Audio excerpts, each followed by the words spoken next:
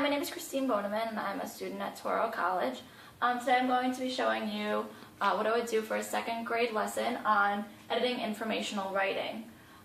This second grade lesson will touch on the Common Core standards of W2.2, writing informative explanatory text, W2.5, with guidance and support, focus on the topic by revising and editing, L2.1, demonstrate command of the conventions of standard English grammar and usage when writing or speaking.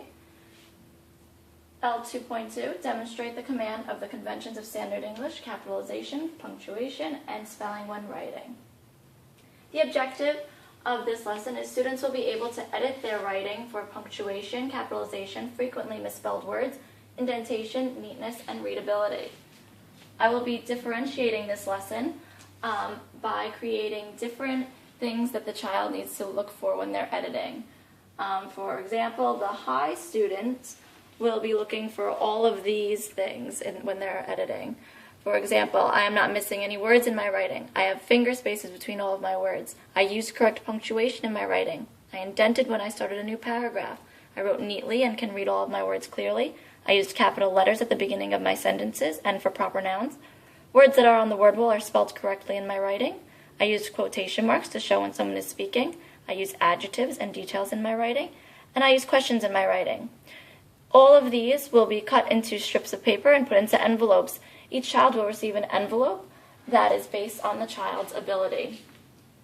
You'll notice in the medium and the low groups, you'll see that there are less things for them to look for when editing. And in the low group, there are examples and picture clues to help them. Okay.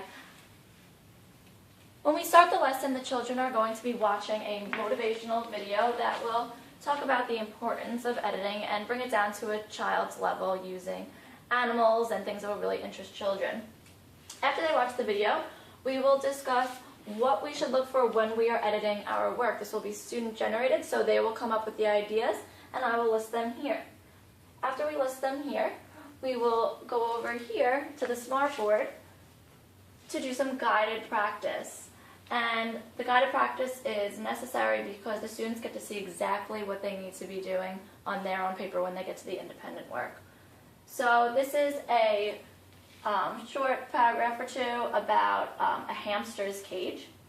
And what I'm going to do is we're going to read this as a class, and when the students see something that needs to be fixed, we will stop and we will edit it together. This is the way that they'll learn how to edit, and this is what exactly they will do with their own work later on. When they get to their own work, they will not only be using the envelopes with all of these slips in it, but they will be using this checklist here. And this checklist is basically a writing rubric that shows all the things they need to be looking for when editing, and they can check it off after they've done that. There was also a spot for the teacher to go and check and make sure the students did that.